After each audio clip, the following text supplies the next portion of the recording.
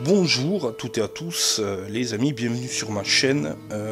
Je souhaite vous proposer une courte vidéo aujourd'hui sur une mise à jour qui prendra effet de mon côté sur l'adaptation que j'ai faite de la V2 créée par Gravaillon.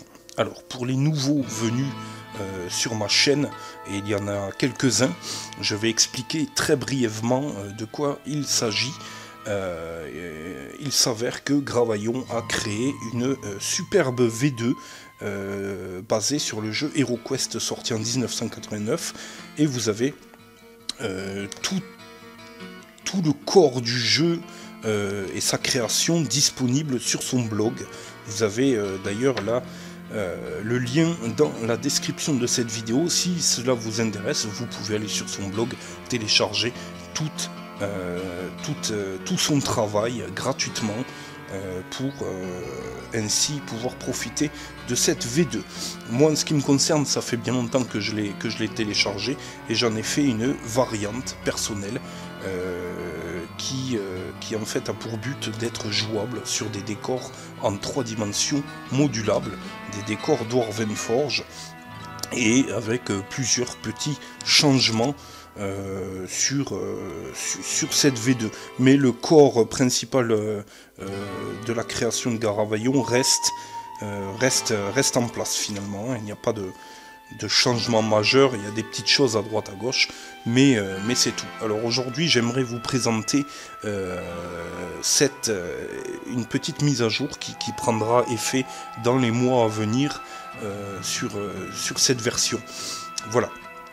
Alors, pour commencer, je voulais vous parler des cartes personnages qui vont drastiquement changer en termes de format et de design. On y reviendra, je vous les présenterai tout à l'heure. On va avoir 2 héros supplémentaires qui vont venir s'ajouter aux 10 qui sont déjà disponibles sur ma version. Enfin, j'y reviendrai tout à l'heure. On va prendre les choses dans l'ordre. Je peux par exemple vous montrer les créatures qui vont s'ajouter à mon système. Alors, le bandit va faire son apparition, le brigand va faire également son apparition, le gardien des tombes va être débugué ici puisqu'il fallait un bouclier noir pour éviter qu'il se relève. C'était simplement presque injouable sur ma version.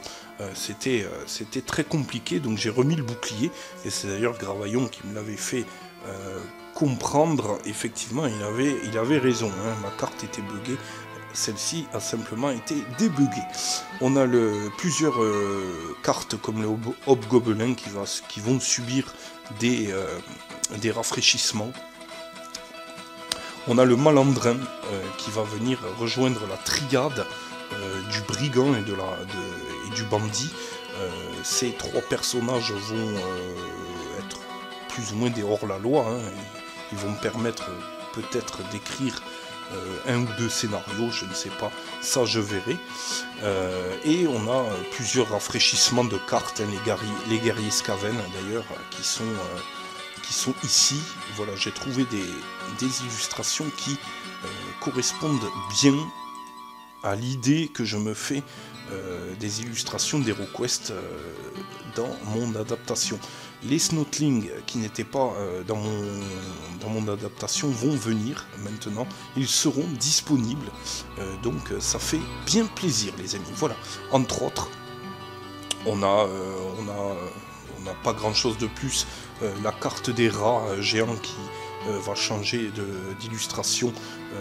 Je vais prendre celle-ci, voilà, pour les petites mises à jour mineures des cartes ici. Pour les cartes équipement, les amis, alors là je vais y venir parce que c'est assez intéressant.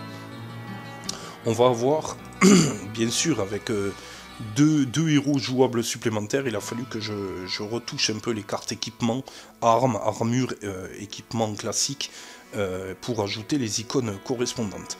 Ici, vous pouvez voir des icônes rouges, les amis. Alors, ces icônes rouges ne vont pas obligatoirement, comme dans la V2 de Gravaillon, expliquer que les héros en rouge ne peuvent pas utiliser l'arme qui est sur cette carte, mais au contraire, ces héros à l'icône rouge vont recevoir un petit bonus parce que cette arme sera considérée comme l'arme préférentielle de l'elfe. Par exemple, nous avons l'arbalète qui sera l'arme préférentielle du répurgateur. Alors le répurgateur, c'est un nouveau personnage, je vous le présenterai un petit peu plus tard dans cette vidéo. Nous avons les couteaux de lancer qui seront par exemple les armes préférentielles du voleur. Voilà, alors j'ai voulu faire ce système parce que dans mes vieilles cartes, j'avais toute une description et ça devenait indigeste en tout cas. Donc là, on part sur quelque chose de plus lisible, de plus clair, et surtout de lissé au niveau des bonus octroyés par ces armes. Précédemment, c'était assez arbitraire, c'était pas très équilibré effectivement, puisque ces armes rajoutaient souvent un dé noir supplémentaire à l'attaque du héros, donc ça n'allait pas vraiment effectivement. Maintenant, il va y avoir pour toutes et tous simplement un dé en attaque, la possibilité de relancer un dé en attaque sur le jet total. C'est-à-dire que le répurgateur va pouvoir relancer un dé sur son jet d'attaque total et accepter le deuxième résultat ainsi tombé quand il utilisera l'arbalète. Ceci ne sera pas applicable bien sûr sur les icônes normales. Ce sera la même chose pour l'elfe, pour l'arc, ce sera la même chose pour le voleur et ses couteaux de lancer, ce sera la même chose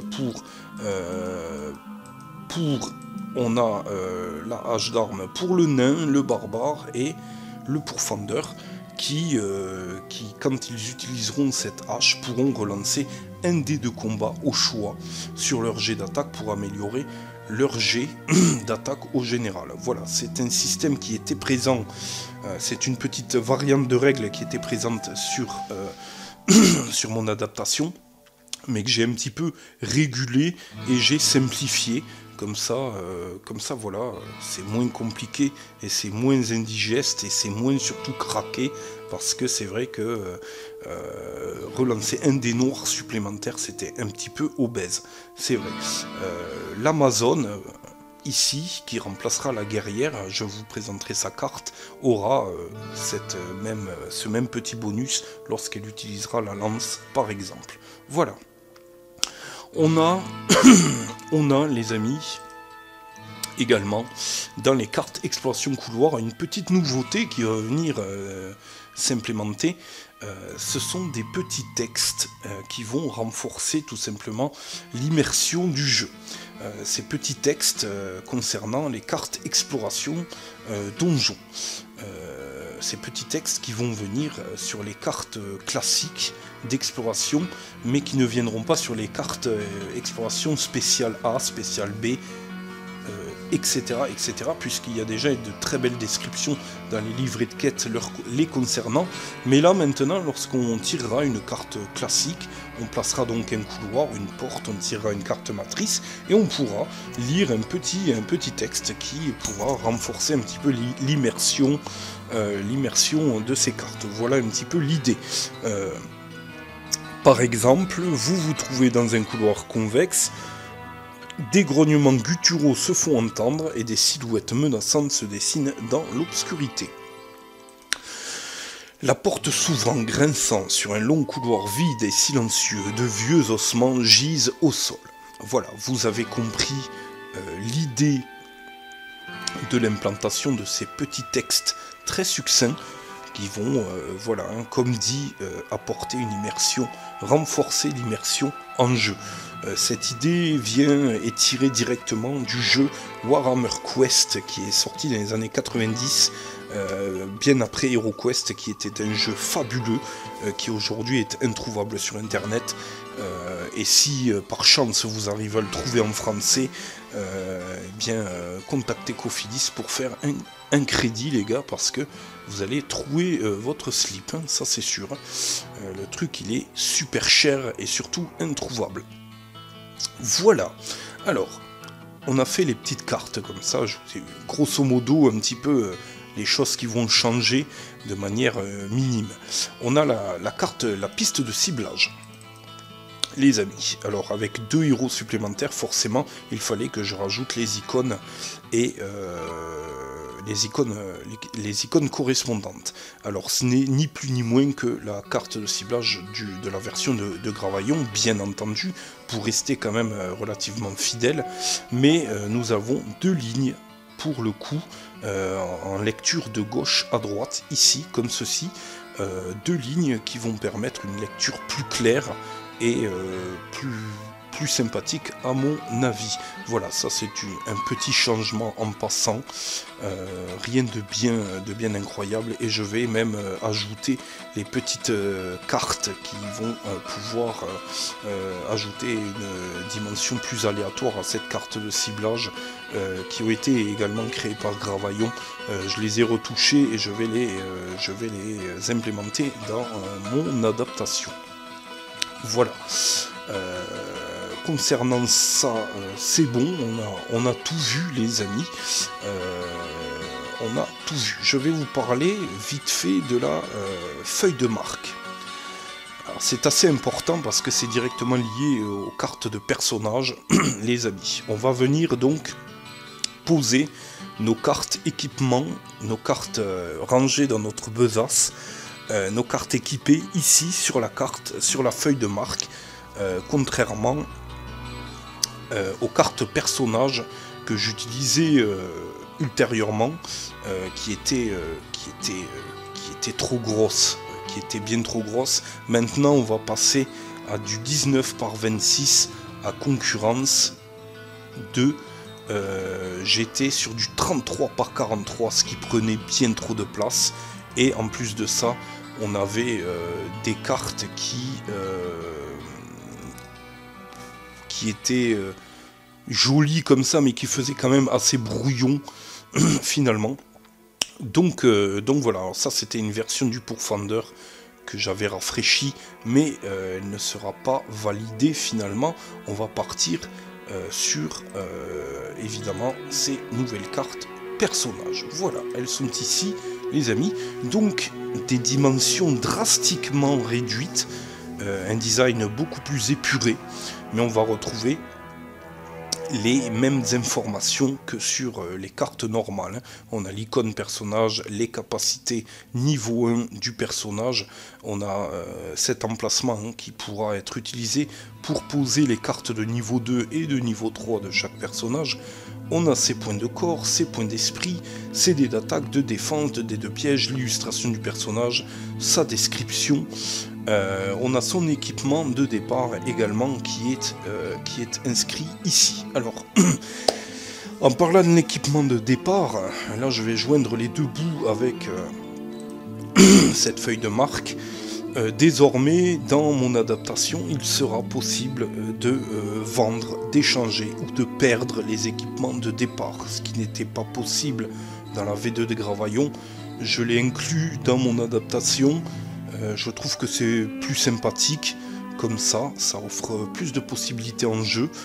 Pourquoi pas, ça peut être très rigolo. Donc ces cartes vont être posées dans la case équipement de départ, équipement équipé en fin de compte, et tout ce que l'on va ranger dans la besace, les cartes seront posées sur cette case ici. Nous aurons donc la fameuse carte état, case état, où vous pourrez on pourra poser nos cartes état ici ou écrire les états en direct dans cette case. Vous pourrez mettre le nom de votre personnage, le personnage utilisé, ses points d'esprit, ses points de corps, les pièces d'or amassées et toutes sortes de richesses, et les points d'expérience, les amis, les points d'expérience, j'y reviendrai. Alors, je vous montre déjà les cartes personnages, hein, comme il est question, là, on était parti là-dessus. Voilà, donc nous avons maintenant l'archimage qui va remplacer la mage lame, qui n'était pas un héros très charismatique. Alors là, ça change pas beaucoup, sauf qu'elle est devenue full mana. Elle est devenue full mana. Elle ne l'était pas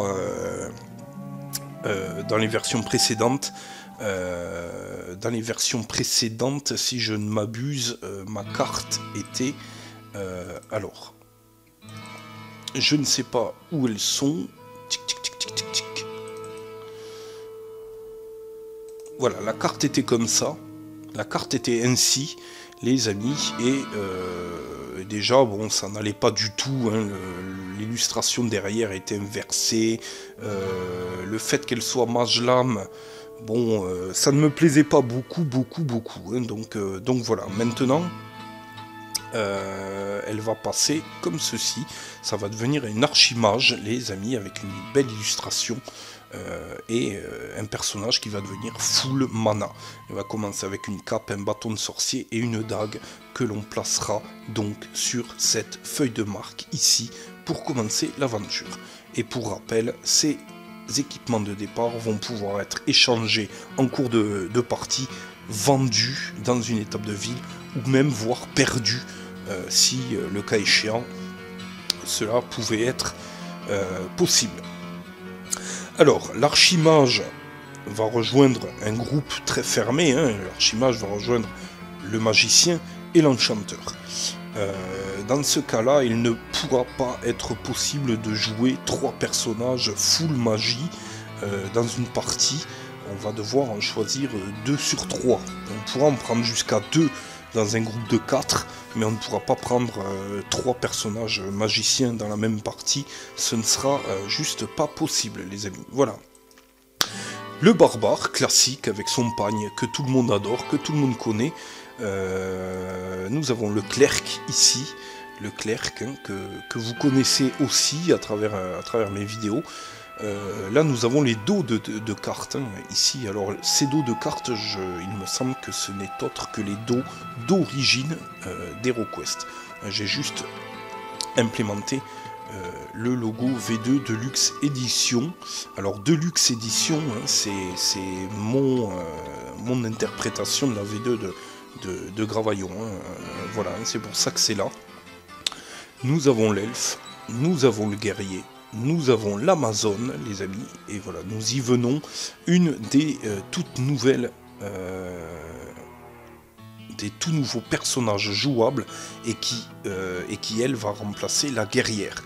La guerrière n'était pas très charismatique, et n'était autre que le clone du guerrier, donc sans beaucoup d'intérêt, sans beaucoup d'intérêt. Alors je ne sais plus la carte de la guerrière, où est-ce qu'elle était. Voilà, la guerrière, elle était là, les amis. Elle avait exactement les mêmes caractéristiques que le guerrier. Voilà, elle avait son charisme, mais ça cassait pas des briques. Ça cassait pas des briques. Donc elle est devenue l'Amazone, les amis. Vous êtes l'Amazone, vous combattez en harmonie avec la nature, ainsi votre agilité féline vous permet de dresser vos adversaires en claquant votre fouet de cuir, les copains. Elle est accompagnée d'un tigre à dents de sabre. Alors attention, c'est une illustration, l'Amazone aura des cartes capacités appelées des cartes sauvages, les amis, qu'elle pourra... elle en aura un total de 7 ou 8, ça dépendra au total, mais au niveau 1, elle pourra au hasard en piocher 3. Ces cartes sauvages sont au même titre que les cartes subterfuge du voleur ou les cartes prières du clerc. C'est un peu des cartes capacités spéciales. Hein. Voilà, donc vous pourrez utiliser une carte à chaque tour et la défausser après. Voilà, l'Amazone commence avec 6 points de corps, 4 points d'esprit, Elle peut utiliser des armes à deux mains également. La petite variante par rapport à la V2 de Gravaillon, mais qui existait déjà, on peut attaquer avec une arme dans chaque main, mais elle n'est pas obligée d'être la même. C'est-à-dire que je peux utiliser une épée fine et une hache. Par exemple, je ne suis pas obligé d'utiliser deux épées fines, quoi. Par exemple, quoi. Vous êtes équipé de deux armes au corps à corps à une main. Voilà, à une main. Hein. Pas on ne peut pas utiliser d'armes à deux mains, bien entendu, pour cette capacité. Voilà pour l'Amazone, vous la voyez. Alors, est-ce que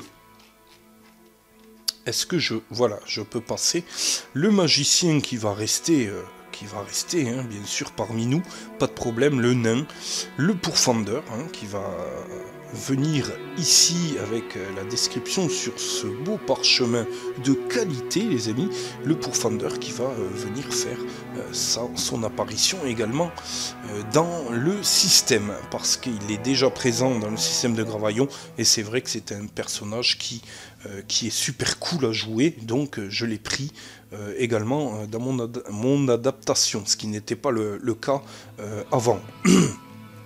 Tatouage, 2 haches de combat, et puis c'est parti, on y va. On a le Répurgateur, tout nouveau personnage également, qui va pouvoir également équiper une arme à chaque main. Le Répurgateur qui passe sa vie à traquer toute forme d'hérésie en solitaire, les amis, pour traquer le chaos. Il sera équipé, alors là on a une carte avec petite faute d'orthographe qui est corrigée ici. Le pourpoint de cuir, le pistolet tromblon et la lanterne, les amis. Le pistolet tromblon, ce qui va être très intéressant, c'est que tactiquement il va falloir faire attention où on tire, parce qu'on pourrait toucher des camarades. Voilà pour son attaque réflexe, une des capacités qu'il a au niveau 1. Si un monstre doit passer sur une case adjacente à celle du Répurgateur lors de son activation, il devra se défendre contre une attaque d'opportunité avant de continuer son déplacement. C'est pas compliqué à comprendre. En fait, vous avez le gobelin qui a ciblé le barbare en jeu et qui est, pour le rejoindre et aller au cac sur lui, est obligé lors de son déplacement de passer sur une case adjacente au Répurgue, et dans ce cas-là, eh bien, il devra se défendre contre une attaque d'opportunité du Répurgateur avant de continuer son déplacement. Si le Répurgateur le tue, c'est très bien. S'il ne parvient pas à le tuer, le gobelin continuera son déplacement vers le barbare et enclenchera son attaque. Et nous avons le voleur avec une nouvelle illustration old school, comme je les aime, les amis. Voilà, donc vous avez le nouveau design de ces cartes qui sont plutôt sympathiques, qui seront beaucoup plus faciles à manier sur une table de jeu, et on pourra prendre chaque feuille de personnage, chaque carte de personnage plus facilement avec la feuille de marque, et pouvoir résoudre tout ça. Alors la feuille de marque, à noter qu'elle n'est pas présente dans la V2 de Gravaillon, hein. Tout se passe sur les fiches de personnages, hein. Moi je l'ai rajouté parce que on avait des feuilles de marque effectivement sur le système d'origine, et ça me manque beaucoup. J'aime beaucoup écrire moi-même les informations, les gommer, etc. Donc voilà, cette feuille de marque aura un rôle beaucoup plus important maintenant qu'elle ne l'avait au préalable. Les points d'expérience, les amis, on y vient. Les points d'expérience, c'est une variante, encore une fois, qui est en réflexion actuellement. Les points d'expérience vont être le nouveau moyen sur mon adaptation de montée de niveau. Il va y avoir des points d'expérience par mob tué, il va y avoir des points d'expérience par sortilège lancé et réussi, il va y avoir des points d'expérience par porte déverrouillée, porte enfoncée, pièces sécurisées, pièges désactivés. toute forme de choses et d'actions qui seront réussies en jeu vont apporter des points d'expérience dans le but de monter niveau 2 puis niveau 3. Les niveaux 2 et niveau 3 sont conservés, mais ne seront plus obtensibles par ailleurs, comme je le faisais au nombre de quêtes réussies, mais certainement par points d'expérience obtenus en jeu. Je vais réaliser fort probablement un petit livret qui intégrera d'ailleurs les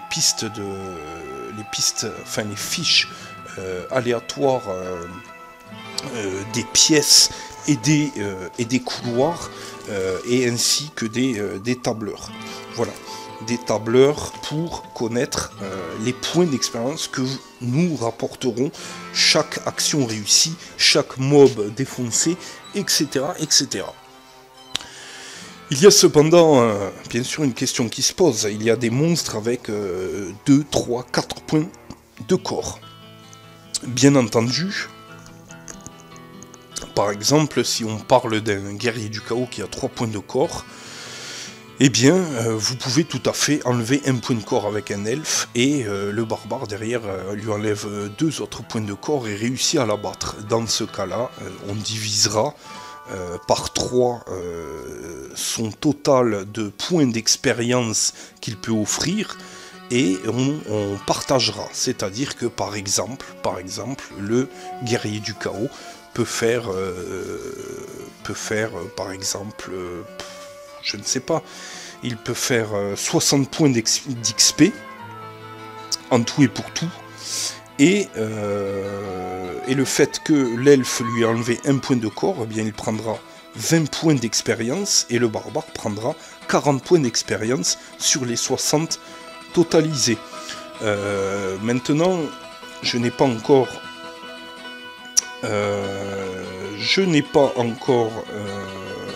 évidemment mis au point tous ces points d'expérience. C'est encore à faire, à savoir par exemple combien de points d'expérience un personnage devra s'acquitter pour passer niveau 2. Je ne l'ai pas encore mis en place, c'est en réflexion. Il va me falloir encore y travailler dessus. C'est quelque chose sur lequel je suis en train de réfléchir. Est-ce que je vais le valider ou pas? J'aimerais bien le valider. J'aimerais bien valider l'idée. Ce serait plutôt sympathique d'un petit peu contextualiser le fait que l'on passe en niveau comme ça, un petit peu plus en calcul comme ça. Donc le cas échéant, bien, on marquera les points d'expérience que l'on a acquis en faisant telle ou telle action, ou en ayant tué telle ou telle créature pour arriver au total convenu pour passer au niveau 2 ou au niveau 3. Voilà. Donc ça, c'est une chose auquel, encore une fois, je suis en train de réfléchir pour essayer de donner plus de corps à cette dimension, en fin de compte, de passage de niveau. Parce que déjà, bon, la V2 de Gravaillon, je n'avais pas validé l'idée que l'on aille dans des guildes lors des étapes de ville pour passer de niveau. C'est juste une question personnelle, hein. C'est pas que l'idée soit pas bonne, c'est que je voulais que ce soit un petit peu plus contextualisé, hein. Alors au départ j'avais mis au point un système de nombre de quêtes. Je crois qu'au bout de 5 quêtes réalisées avec succès, le groupe de personnages passait niveau 2, et au bout de 5 autres quêtes réalisées, le groupe pouvait passer niveau 3. Maintenant ça sera différent, on aura des points d'expérience, ce qui va créer une variante entre chaque personnage, et puis ce qui va être sympathique à calculer à la fin de chaque quête pour avoir aussi une récompense supplémentaire, finalement. Voilà, les amis, je crois que j'ai fait le tour, plus ou moins, de ce que je souhaitais vous partager. Je crois que je n'oublie rien. On a les capacités Amazon. Alors, les capacités Amazon, hein, donc voilà, il y aura certainement...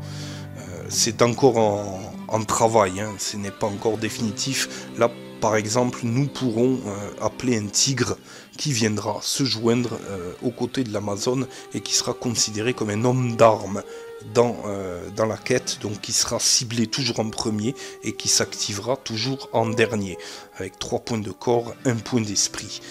Nous aurons par exemple le désarmement, les créatures de type peau verte, la plus proche de vous et se trouvant dans le même lieu que vous, la créature qui est ciblée ne pourra pas attaquer lors de sa prochaine activation. Voilà, donc ça c'est un désarmement, c'est des cartes sauvages de l'Amazone qui pourra désarmer ces créatures, ce qui aura pour effet d'annuler son attaque lors de sa prochaine activation, mais qui pourra, s'il n'est pas éliminé, reprendre son attaque au prochain tour, hein, bien entendu.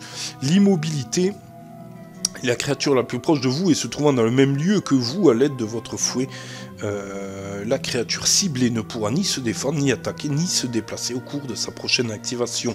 Par contre, au prochain tour, si elle est encore en vie, elle pourra reprendre ses activités normales. Les amis, voilà un petit peu les premières cartes capacités de l'Amazone. J'ai d'autres idées, je suis en train de les mettre au poil. On a les dos, hein, le dos des cartes tatouages du pourfendeur qui sera ainsi. Du coup, je ne vous ai pas montré le dos. Voilà, le dos des cartes sauvages de l'Amazone sera ainsi. C'est une superbe illustration. Donc voilà, elle est très très jolie, l'Amazone qui aura des capacités plus ou moins techniques. Bien sûr, ces nouveaux personnages auront des cartes niveau, hein. On a par exemple le pourfendeur au niveau 2 qui aura... alors attendez, non c'est pas ça, oui c'est le répurgateur, excusez-moi. En plus de l'attaque réflexe qui prendra la précision au niveau 2, toute figurine adjacente à la cible doivent se défendre contre l'attaque, sauf les héros. Ce qui permettra, comme vous le savez, le tromblon, effectivement, lorsque l'on s'en sert, eh bien, toutes les figurines adjacentes à la cible doivent se défendre. Bon, ben au niveau 2, le répurgue ne touchera que les monstres et les héros ne seront pas impactés par ceci. Voilà, on a ça. On a le niveau 3 du répurgateur. Qu'est-ce que c'est? Hop. Toujours chargé, votre pistolet tromblon ne se décharge jamais. Voilà, comme ça, au moins, on ne sera pas emmerdé pour ces cartes. Il y a peut-être les cartes équipement. J'aimerais bien revenir sur un truc, c'est que j'ai validé finalement l'idée de Gravaillon concernant les torches. Les torches vont devoir être allumées avec une carte allume-feu comme celle-ci. Alors ça c'est Gravaillon qui l'avait mis en place, je ne l'avais pas validé, maintenant je le valide sur mon adaptation. On pourra défausser cette carte pour allumer une torche qui vient de s'éteindre. Mais je l'ai dupliqué en 4 exemplaires de manière tout simplement à avoir plus de chances de tomber sur ces cartes allume-feu, parce que déjà ça fait plaisir quand on tombe dessus. Elles restent rares, hein, même si elles sont dupliquées en 4 exemplaires, mais cela donnera beaucoup plus de chances de tomber dessus, en sachant que toutes les cartes équipement ne sont pas ici, hein. Il y en a plein d'autres. Donc voilà, hein, quand vous constituez votre deck, vous avez très peu de chances de tomber sur des allumes-feu. C'est la même chose pour les munitions d'arc et d'arbalète, hein, que j'ai décuplées en 4, et ce sera la même chose pour les poudres noires ici, qui seront décuplées en 4 exemplaires également, pour permettre, donner la chance de les trouver plus facilement, parce que c'est quand même, voilà, c'est un petit peu dommageable de se voir éteindre notre torche si durement acquise, et puis ne plus pouvoir l'utiliser, ou avoir un pourcentage très faible de pouvoir la rallumer, les amis. Voilà. Je pense que cette fois-ci, j'ai fait le tour de tout ce que je voulais vous dire. La principale grande mise à jour de cette vidéo, ce sera ces cartes personnages qui vont donc passer en 19 cm par 26 cm et qui vont avoir un design beaucoup plus épuré qui va se rapprocher plus du design originel d'HeroQuest. Même si ça reste différent, on a quelque chose de plus sobre, de plus clair, de plus petit, de plus maniable en jeu, ce qui n'est pas pour me déplaire. Voilà les amis, j'espère que cette vidéo vous a plu. N'hésitez pas bien sûr à me poser des questions dans les commentaires, on peut en parler, on peut échanger, il n'y a pas de souci. Pour ceux qui ont eu très récemment le pack Deluxe Édition que je leur ai fait passer par mail, je vous ferai peut-être passer les mises à jour quand elles seront terminées ultérieurement au courant du mois de juin-juillet, parce que ça mettra quand même du temps pour être réalisé. Donc voilà, n'hésitez pas à me donner votre retour sur cette petite mise à jour, ça m'intéresse. Vous pourriez très bien m'éclairer sur quelque chose dont je n'ai pas eu l'idée de faire ou quoi que ce soit. Mais je pense que cette mise à jour est quand même actée en grande majorité et je vais la mettre au point, même s'il n'y a pas grand chose qui va changer de plus pour celle-ci. Voilà, des bisous tout le monde, n'hésitez pas à donner le petit coup de pouce à la chaîne, n'hésitez pas à rejoindre le Discord de Gravaillon et son blog pour vous permettre d'échanger avec des fans de la V2 et également de vous procurer tout le système de Gravaillon. Vous avez les liens dans la description et puis nous on se retrouve très rapidement pour de nouvelles aventures, je l'espère. Gros bisous, à plus tard.